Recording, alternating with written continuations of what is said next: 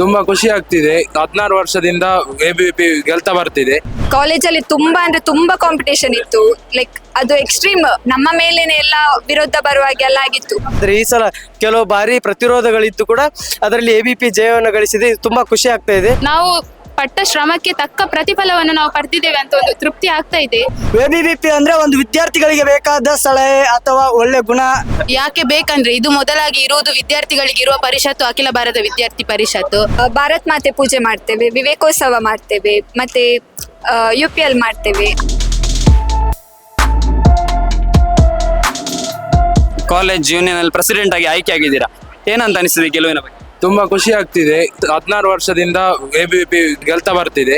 ಅದರಲ್ಲಿ ಈ ವರ್ಷ ಕೂಡ ನಾವು ನಮ್ಮಕ್ಕಿಂತ ಆಗೋಕ್ಕಿಂತ ಜಾಸ್ತಿ ಕೆಲಸ ಮಾಡಿ ಏನೇ ಕಾಲೇಜಲ್ಲಿ ಅಥವಾ ಹೊರಗಿಂದ ಏನೇ ವಿದ್ಯಾರ್ಥಿಗಳಿಗೆ ಸಮಸ್ಯೆ ಆದರೂ ಅಖಿಲ ಭಾರತ ವಿದ್ಯಾರ್ಥಿ ಪರಿಷತ್ ಅವ್ರ ಹತ್ರ ಬಂದು ಹೇಳಿದ್ರೆ ಅವರಿಗೆ ಬೇಕಾದ ಅವರ ಸಮಸ್ಯೆಗಳಿಗೆ ಪರಿಹಾರವನ್ನು ಆದಷ್ಟು ಬೇಗ ಕೊಡುವಂತಹ ಪ್ರಯತ್ನ ಮಾಡುತ್ತಾರೆ. ತುಂಬಾ ಖುಷಿ ಆಗ್ತಾ ಉಂಟು.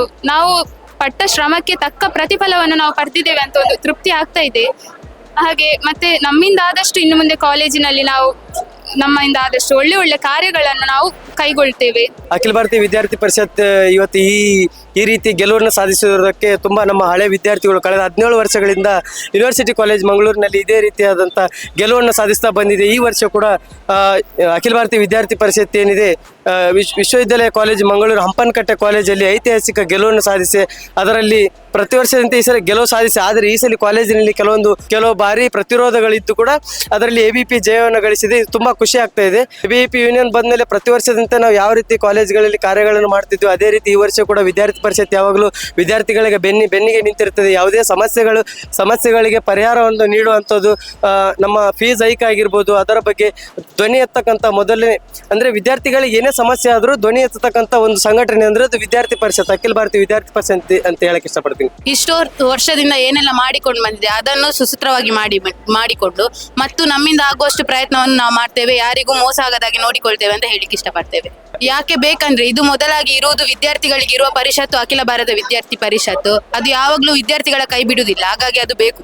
ಕಾಲೇಜಲ್ಲಿ ತುಂಬಾ ಅಂದ್ರೆ ತುಂಬಾ ಕಾಂಪಿಟೇಷನ್ ಇತ್ತು. ಲೈಕ್ ಅದು ಎಕ್ಸ್ಟ್ರೀಮ್ ನಮ್ಮ ಮೇಲೇನೆ ಎಲ್ಲ ವಿರೋಧ ಬರುವಾಗೆ ಎಲ್ಲ ಆಗಿತ್ತು. ನಾವು ಕಾಲೇಜ್ ಎಲೆಕ್ಷನ್ ಅಲ್ಲಿ ವಿನ್ ಆಗಿದ್ದೇವೆ. ಈಗ ನಮ್ಮ ಕಷ್ಟಕ್ಕೆ ಫಲ ಸಿಕ್ಕಿದೆ. ನಿಯತ್ತಾಗಿ ಎಬಿಪಿಗೆ ನಿಂತ್ರೆ ನನಗೆ ಗೆಲುವುಂಟು, ನಾನು ಚುನಾವಣೆಗೆ ನಿಲ್ಲದಿದ್ರು ನನಗೊಂದು ಗೆಲುವು ಅಂತ ಇದೆ ಅಂತ ಹೇಳಿ ಅವನು ನನಗೆ ಬಿಟ್ಟು ಕೊಟ್ಟ. ನಾನು ಎಲೆಕ್ಷನ್ಗೆ ನಿಂತೆ, ನಾನು ಗೆದ್ದು ಬಂದಿದ್ದೇನೆ. ನನ್ಗೆ ಖುಷಿ ಆಗ್ತಾ ಉಂಟು. ನಾನು ಕಾಲೇಜ್ಗೋಸ್ಕರ ಒಂದು ಹೆಲ್ಪ್ ಆಗ್ತೇನೆ ಅನ್ನೋ ಖುಷಿ ನನಗಿದೆ. ಯಾವುದೇ ತೊಂದರೆ ಆದ್ರೂ ಎಬಿಪಿ ಮುಂದೆ ಇದೆ ಅಂತ ನಾವು ತೋರಿಸ್ಬೇಕನ್ನೋ ಒಂದು ಹುಚ್ಚು ಉಂಟು, ಒಂದು ಕರುಣೆ ಉಂಟು. ನಾವು ಮಾಡಿ ಕಾಲೇಜಿಗೆ ಒಳ್ಳೆ ಹೆಸರನ್ನು ಗಳಿಸಿ ಹೋಗ್ತೇವೆ. ಆ ವಿದ್ಯಾರ್ಥಿಗಳಿಗೆ ಒಂದೊಂದು ಕಾಲೇಜಲ್ಲಿ ವಿದ್ಯಾರ್ಥಿಗಳಿಗೆ ಆಗೋ ತೊಂದರೆಗೋಸ್ಕರ ಅದಕ್ಕೆ ಪಡುವ ಕಷ್ಟಕ್ಕೆ ಕಾಲೇಜಲ್ಲಿ ಒಂದೊಂದು ತರ ಉಂಟು.